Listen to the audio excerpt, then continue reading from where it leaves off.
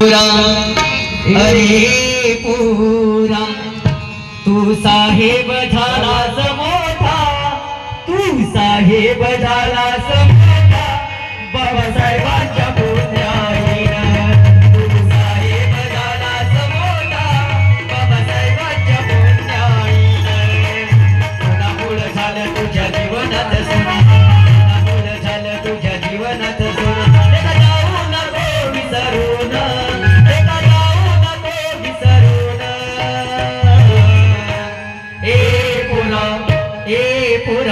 तू साहेब झालास मोठा, तू साहेब झालास मोठा, बाबासाहेबांच्या पुण्याईनं तू साहेब झालास मोठा, बाबासाहेबांच्या पुण्याईनं तू साहेब झालास मोठा, बाबासाहेबांच्या पुण्याईनं म्हणून आई बाबासाहेब समजले पाहिजे.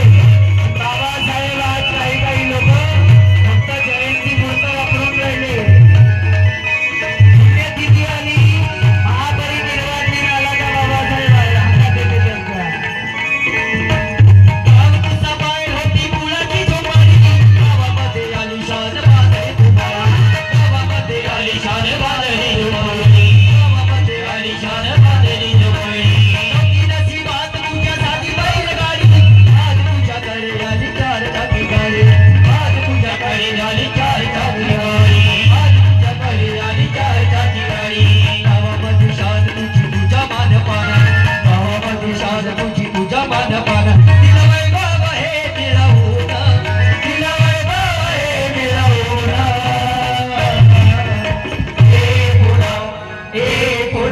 तू साहेब झालास मोठा, तू साहेब झालास मोठा, बाबासाहेबांच्या पुण्याईनं तू साहेब झालास मोठा, बाबासाहेबांच्या पुण्याईनं तू साहेब झालास मोठा.